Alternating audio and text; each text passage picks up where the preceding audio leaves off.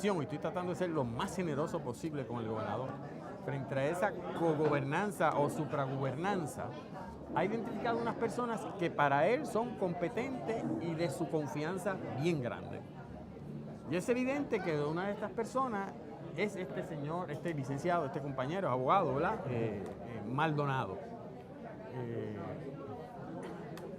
Maldonado es un funcionario de carrera en el gobierno, había tenido experiencia en el gobierno. Oye, era el super, ¿sabes que siempre en todo lo que viene hay un super secretario? Viene de ahí, y cuando comenzó, fue apoyado en el Senado, y yo creo que, bueno, obviamente, aún por las personas que a veces parecen tener una política pública distinta a la que quiera el gobernador, en este caso el presidente del Senado.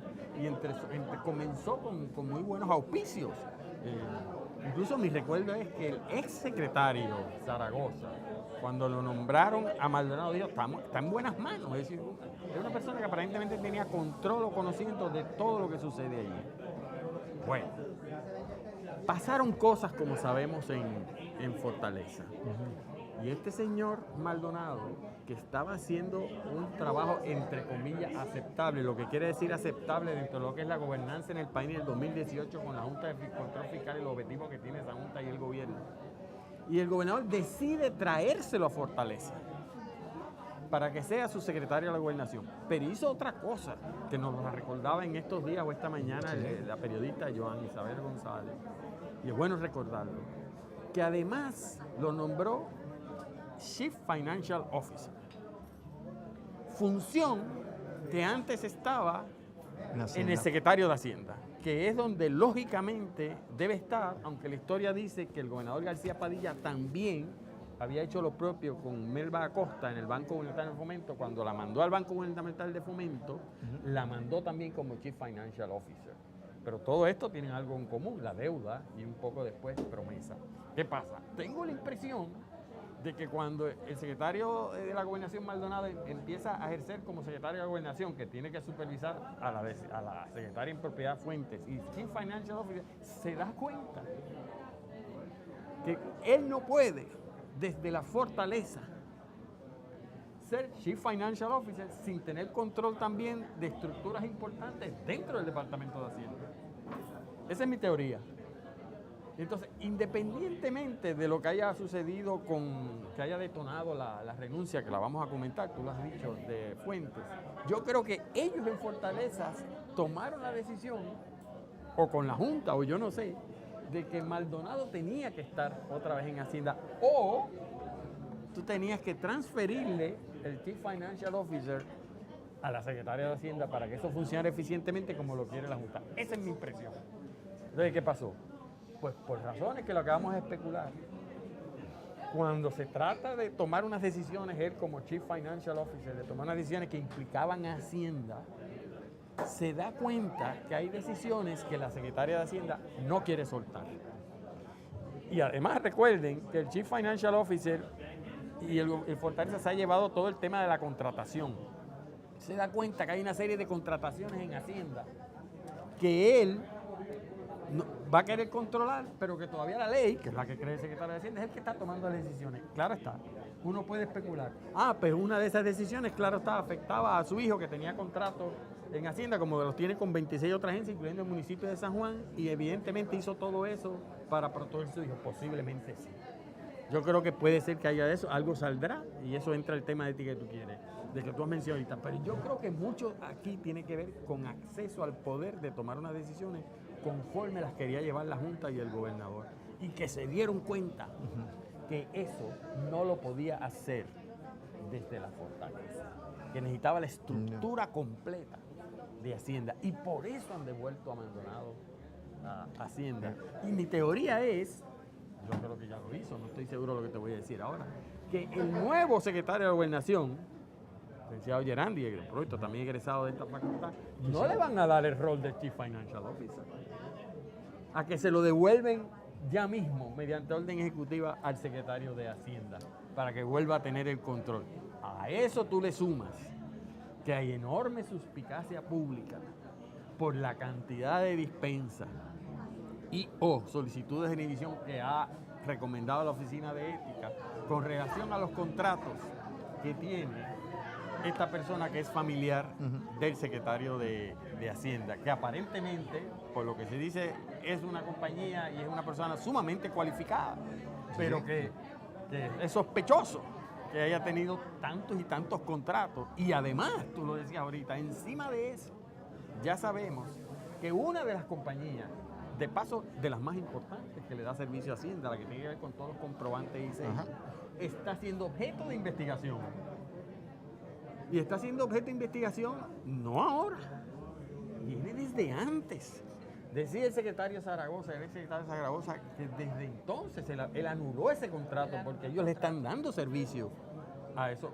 Entonces él lo anuló cuando ve y piden, como sabemos, piden una información y radican un pleito en el Tribunal Federal que el gobierno actual de turno llega a acuerdos para dejarlo como está y volver a traer el contrato que el otro había anulado, y que ahora resulta que la secretaria, a quien le quieren quitar poderes, mi teoría, desde la fortaleza como Chief Financial Officer y para decisiones fundamentales, también cuestionaba el que tuviese acceso a tantas cuentas de Hacienda para hacer su trabajo con relación, por ejemplo, al tema de los comprobantes y la manera como se hace ese contrato, que tú sabes, ya vieron cómo es. Es decir, la compañía directamente se descuenta lo que le toca del comprobante.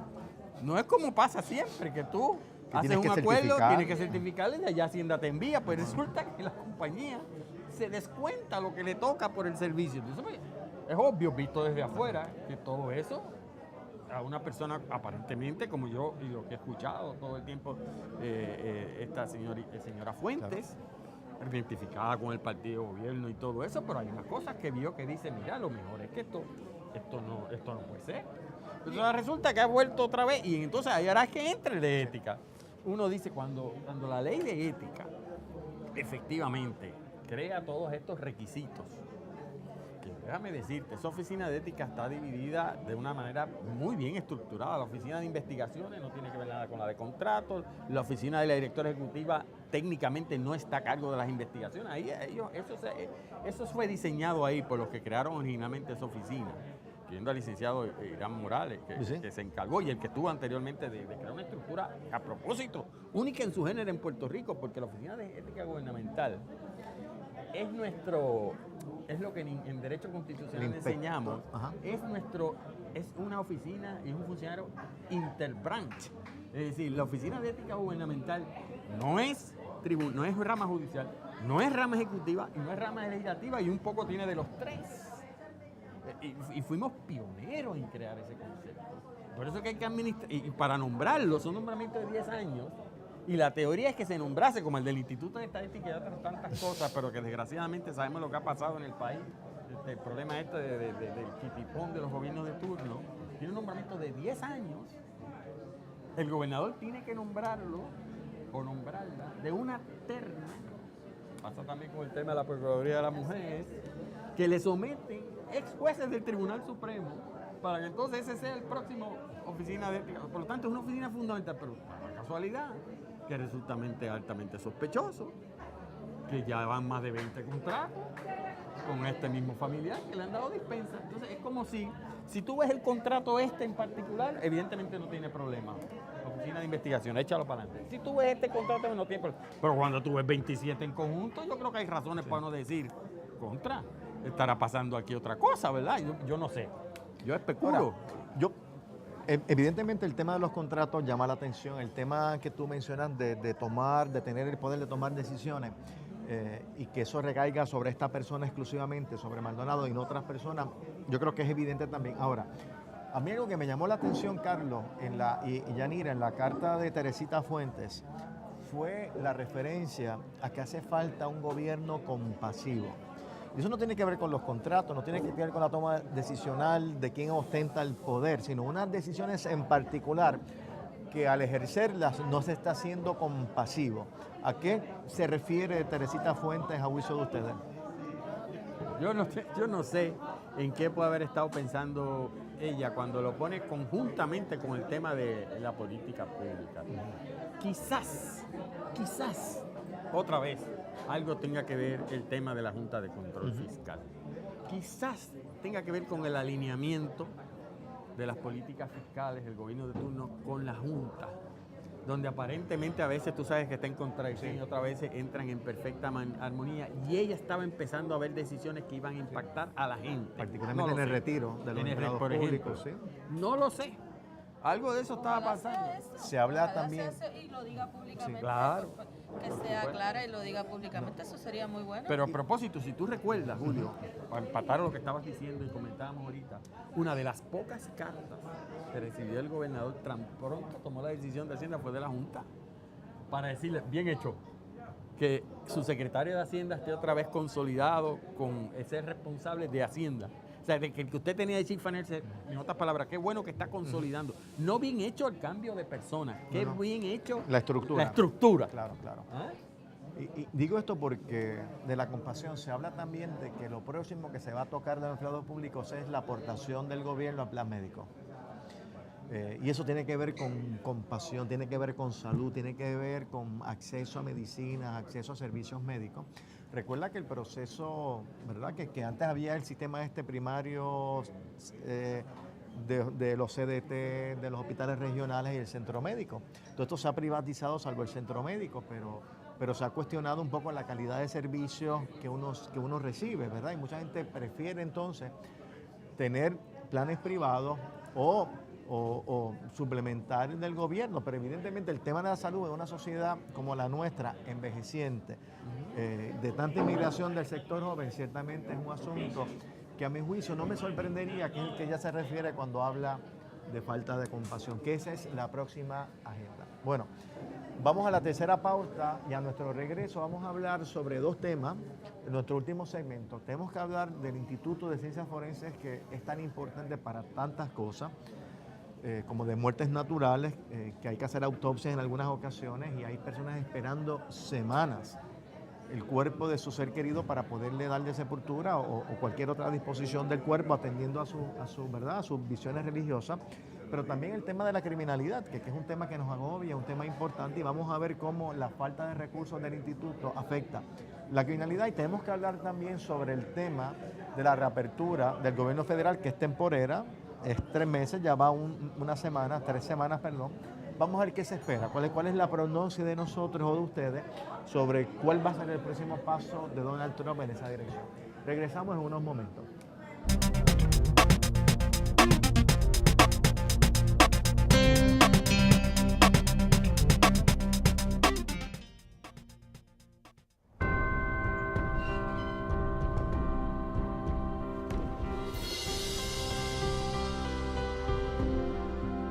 Hace 100 años comenzó a trazarse un camino en San Germán, Puerto Rico.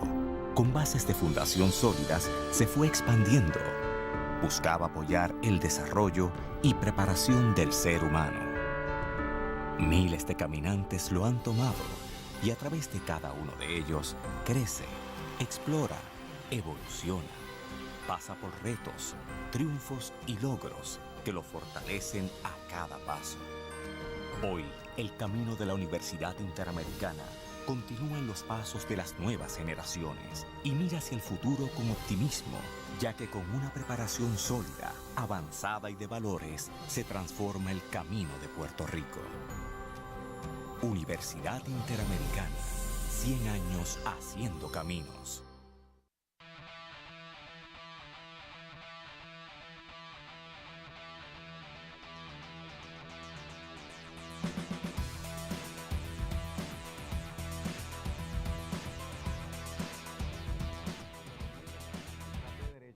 Universidad Interamericana, a nuestro último segmento. Vamos a hablar de la situación del Instituto de Ciencias Forenses y de la reapertura temporera del gobierno federal.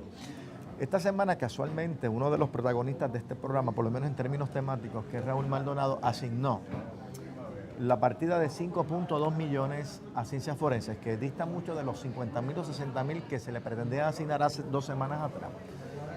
Yo creo que los amigos y amigas que nos escuchan están muy conscientes de los problemas que sufre el Instituto de Ciencias Forenses. Decenas de cadáveres esperando hacer autopsia, algunos en unos vagones en estado de putrefacción, otros en el piso dentro de las facilidades.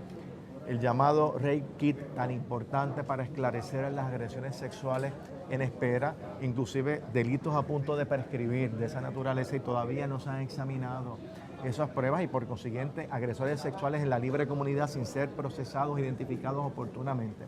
Así que es una situación muy crítica. Y yo creo que hay que felicitar en esa dirección a Raúl Maldonado por esa asignación que no creo que contó con el aval de la Junta de Control Fiscal. Es un asunto ciertamente de política pública, es un asunto que nos impacta a todos y a todas. Y lo digo porque siempre es bueno reiterar esto. En la criminología moderna siempre se ha planteado que para atender la criminalidad no hace falta más cárceles, no hacen falta delitos con mayores penas, sino hace falta mayores recursos para el Estado esclarecer conducta delictiva. En la medida en que un delincuente o un futuro delincuente sepa que hay unas grandes probabilidades de ser arrestado, eso inhibe, eso afecta su posible conducta delictiva.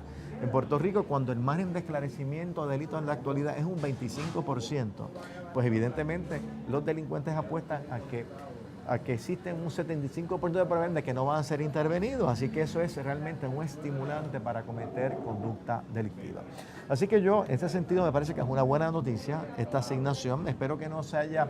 Esto se hizo también en esta semana un poco quizás para mitigar el tema de las denuncias que están haciendo, pero en síntesis yo creo que la asignación de 5.2 millones va en la dirección correcta porque atiende a una de las áreas que amerita de manera apremiante mayor atención de parte del gobierno.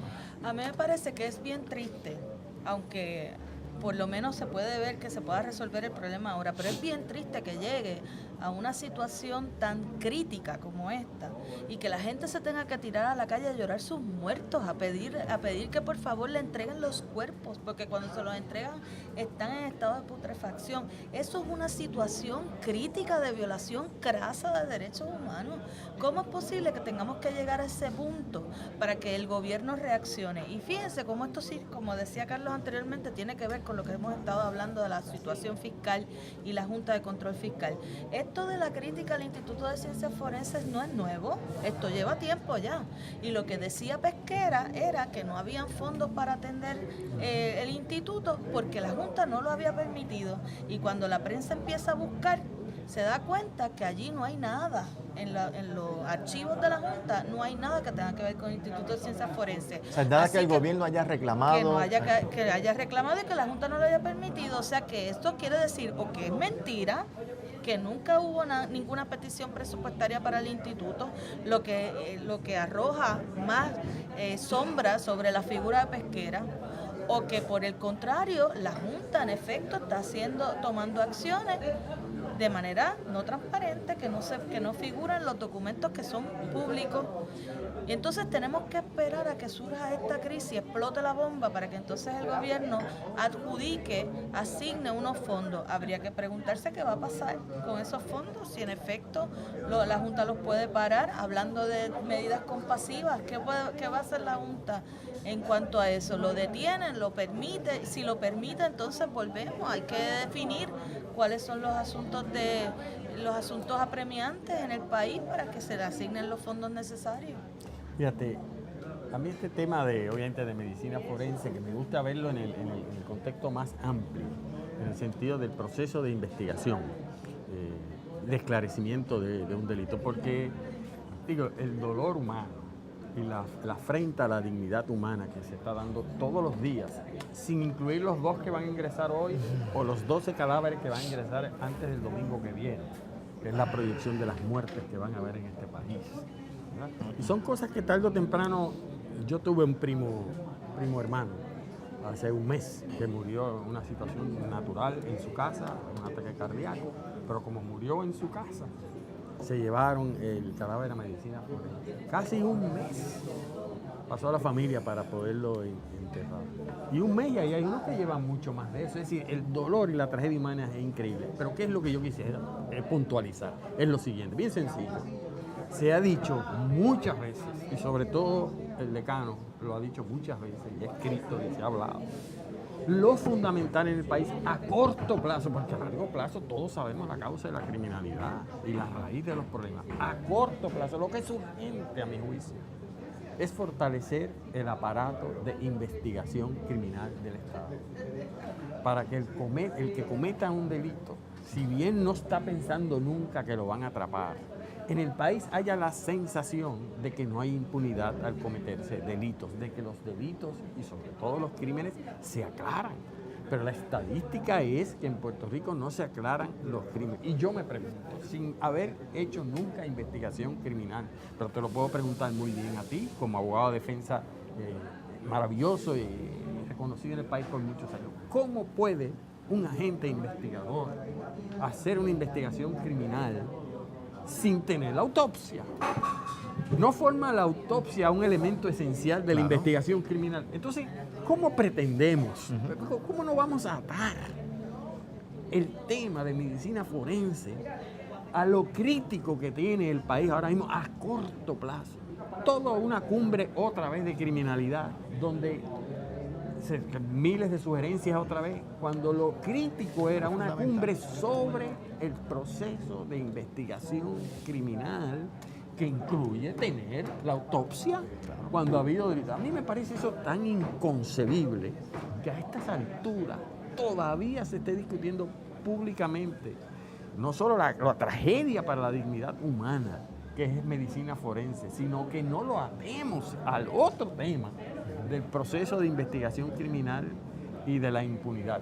Cuando uno analiza las noticias de periódicos en el resto del mundo, donde también cometen delitos, pero sobre todo los países que tienen mínimamente, se consideran con su crecimiento económico mínimo, no estoy hablando de los países subdesarrollados, supradesarrollados o más desarrollados, sino con crecimiento económico mínimo, como es Puerto Rico. Todos tienen en su aparato del Estado, su sistema de medicina forense tiene una prioridad. Por ejemplo, ¿qué está haciendo, por ejemplo, hoy día la Ciudad de México con relación a la cantidad de asesinatos que ocurren todos los días? Yo me pregunto, ¿hay alguna denuncia pública de que en México, que yo sé que no pueden a veces ni contar los cadáveres porque están escondidos, pero una vez los encuentran, ¿hay alguna denuncia seria, al menos internacional, pública, de que no tienen equipo suficiente para hacer la autopsia? No la hay. Mira, yo por lo menos si las hay, no trasciende. Y así tú vas, por lo menos países que mínimamente tienen su gobierno estructurado, en su aparato de investigación criminal, esto es un elemento fundamental.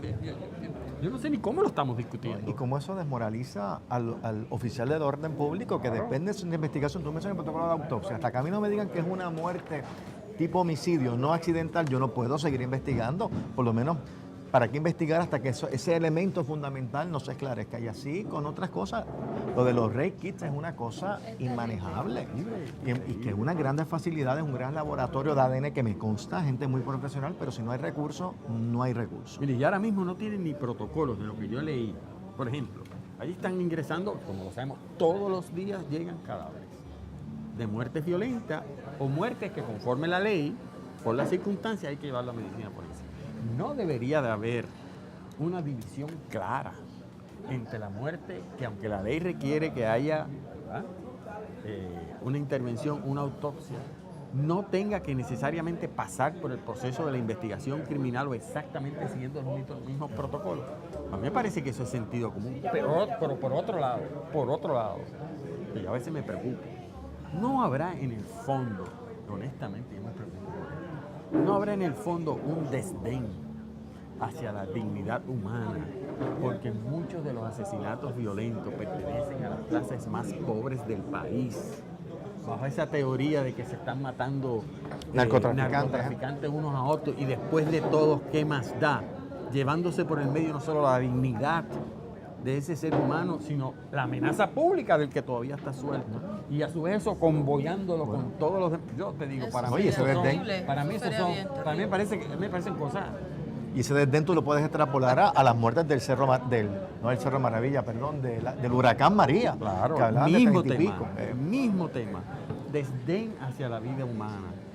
Y yo creo que esos son los temas que definen la calidad. Ahora digo yo, hablando de Teresita Fuente, lo que decía aquella. Ahí hay un tema de sensibilidad humana que a mí me parece terrible que deberíamos discutir. Si estuviéramos discutiendo como tema hoy la dignidad humana en Puerto Rico, ese sería uno de los temas más importantes que estuviéramos discutiendo. Yo creo también que tenemos que, bueno, en el tiempo que nos queda, vamos a retomar el último tema, que es la reapertura temporera del gobierno federal. Este sábado, es decir, pasado mañana, se cumple la primera semana. Quedan 2 semanas. Yo no he visto grandes movimientos en el Congreso y en Casa Blanca sobre acuerdos. Creo que Casablanca está muy ocupada con el arresto de Stone, un gran colaborador de Trump por muchísimos años. Trump ha mencionado otra vez la posibilidad de declarar una emergencia nacional para utilizar los fondos de emergencia nacional sin la autorización del Congreso en la asignación de esos fondos. Bueno, ¿qué ustedes creen que va a pasar? Estamos en la primera semana, no ha pasado gran cosa. ¿Ustedes creen que va a volver a un cierre? ¿Creen que va a pasar algo, va a haber un acuerdo repentino y que incluye un muro, un facsímil razonable? ¿O Trump va entonces a apelar al tema al tema de la declaración,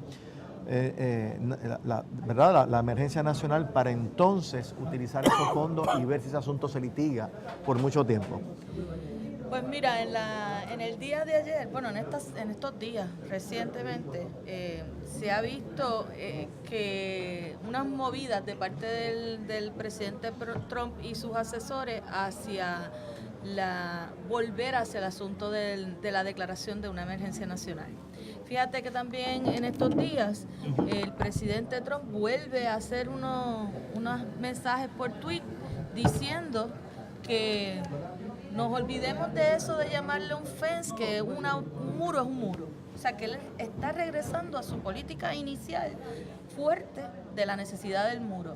A mí me parece que ya él sabe que no va a llegar a un acuerdo con el Congreso con respecto a la asignación de fondos y se está moviendo en otra dirección.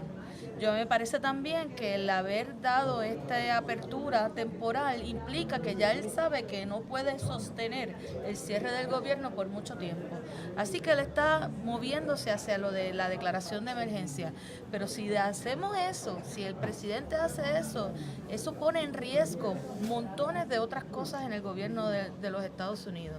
En términos de derechos civiles, en términos de la situación económica y de la seguridad nacional incluso, porque también en el día de ayer surgió que hay una ruptura entre el presidente y su comunidad de inteligencia. Sí. Ellos no están de acuerdo y ya lo están diciendo públicamente.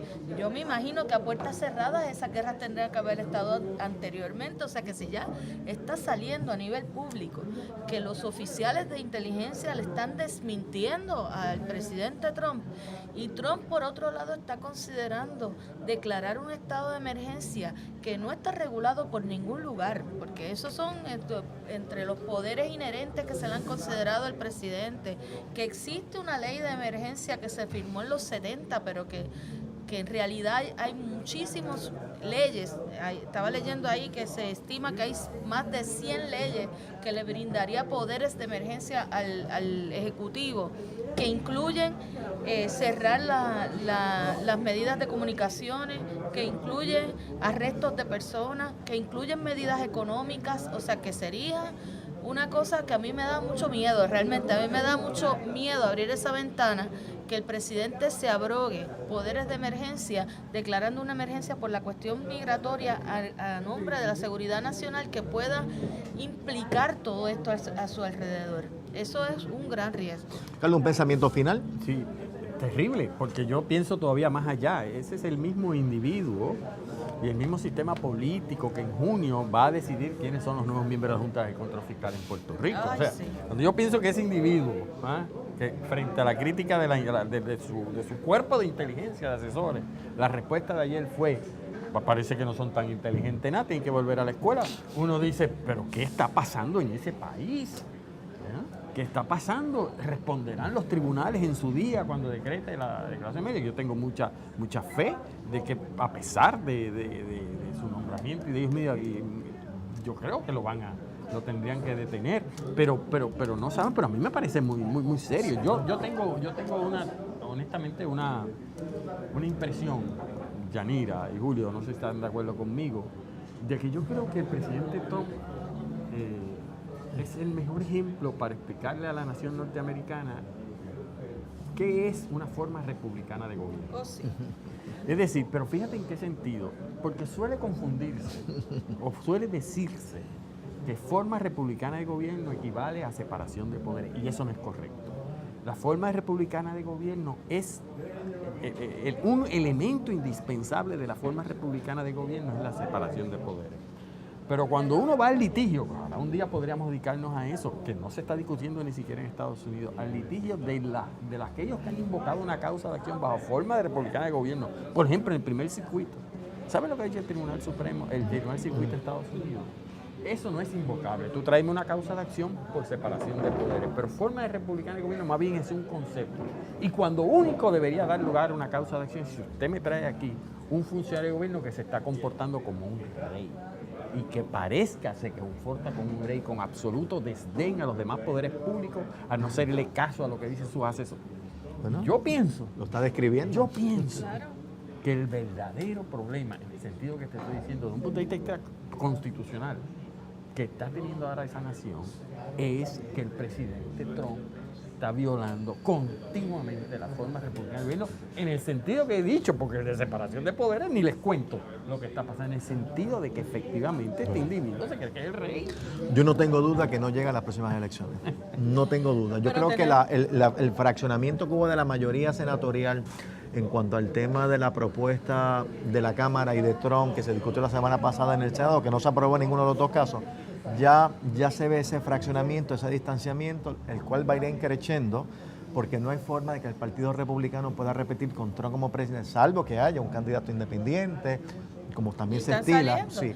Pero bajo condiciones normales no. En un año él podría hacer mucho daño. En lo que queda de tiempo él podría hacer mucho daño, y no podemos olvidar que estos poderes de emergencia pueden ser muy amplios, y en la historia de los Estados Unidos hemos tenido muchos ejemplos de cuán terribles pueden ser estos poderes de emergencia. No podemos olvidar los campos de concentración que fue bajo la presidencia de Truman. No podemos olvidar tampoco los poderes bajo el Patriot Act y después de los ataques del 9/11, que se declaraban a personas enemigos combatientes, fueran ciudadanos norteamericanos o no, y se les negaban acceso a los tribunales, todos los accesos de la justicia. Guerra de Vietnam, que nunca fue declarada oficialmente por el Congreso y se entró por la presidencia de los Estados Unidos fundamentalmente. Imagínate tú. Bueno. Pues evidentemente en la semana que viene podremos retomar muchos de estos temas. Vamos a ver qué pasa con ética gubernamental, qué pasa con el secretario de Hacienda, qué pasa con el cierre del gobierno federal y qué alternativas hay. Así que yo creo que mucha de esta agenda la vamos a retomar el próximo jueves. Así que gracias, Yanira, gracias, Carlos, gracias a ustedes por estar con nosotros. Nos vemos entonces la semana que viene.